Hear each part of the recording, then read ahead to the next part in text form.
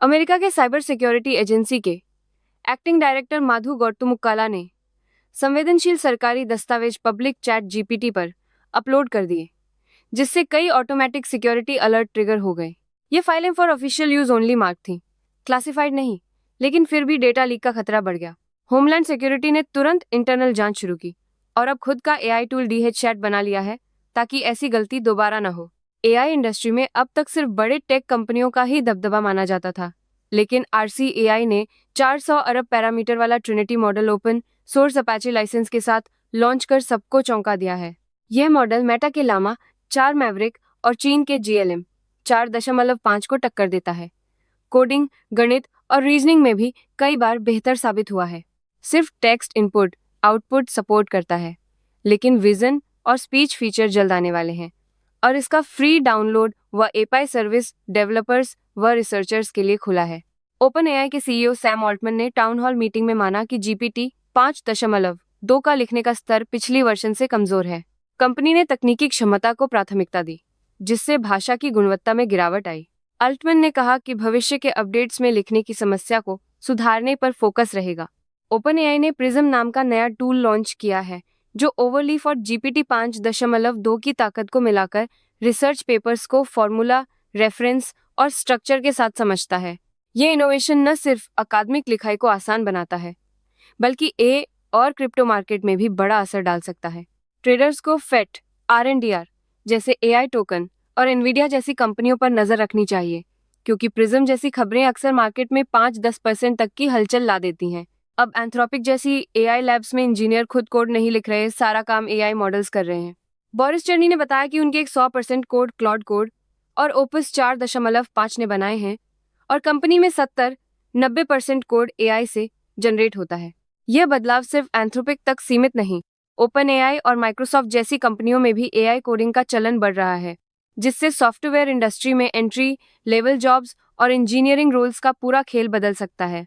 Elon Musk अब SpaceX और अपनी एआई कंपनी एक्सएआई को एक साथ लाने की प्लानिंग में है, जिससे स्पेस और आर्टिफिशियल इंटेलिजेंस की दुनिया हिल सकती है। यह merger Starlink satellites, Grok AI और एक्स प्लेटफॉर्म को एक ही छत के नीचे लाने की तैयारी है, जिससे आईपीओ से पहले कंपनी की वैल्यू और ताकत दोनों बढ़ेंगी। अगर डील फाइनल होती है तो स्पेस बेस्ड एआई इंफ्रास्ट्रक्चर और ग्लोबल डेटा सर्विसेज में मस्क का दबदबा और बढ़ जाएगा। ग्रॉक इमेजिन एपीआई ने एआई वीडियो जनरेशन की दुनिया में हलचल मचा दी है। एक्सएआई का ये नया टूल गूगल वियो और ओपन एआई सोरा को क्वालिटी, स्पीड और कीमत में सीधा टक्कर दे रहा है। डेवलपर्स अब रेस्टफुल इंटरफेस से रियल टाइम में हाई फिडेलिटी वीडियो और इमेज बना सकते हैं, जिसमें multi model editing, audio sync और सुपर लो लेटेंसी जैसी तगड़ी खूबियां हैं। एक्सएआई ने सेफ्टी और कॉपीराइट गार्डर्स भी इम्प्रूव किए हैं, ताकि ब्रांड सेफ कंटेंट बने और लीगल पंगा न हो। टेस्ला ने अपने ऑप्टिमस जेन 3 ह्यूमनॉइड रोबोट को पेश किया है, जो इंसान जैसा दिखता है और इसमें एफएसडी तकनीक है। इलन मस्क ने कहा है कि 2026 तक टेस्ला फैक्ट्री में ये रोबोट काम करेंगे और कंपनी हर साल 1 मिलियन यूनिट बनाएगी।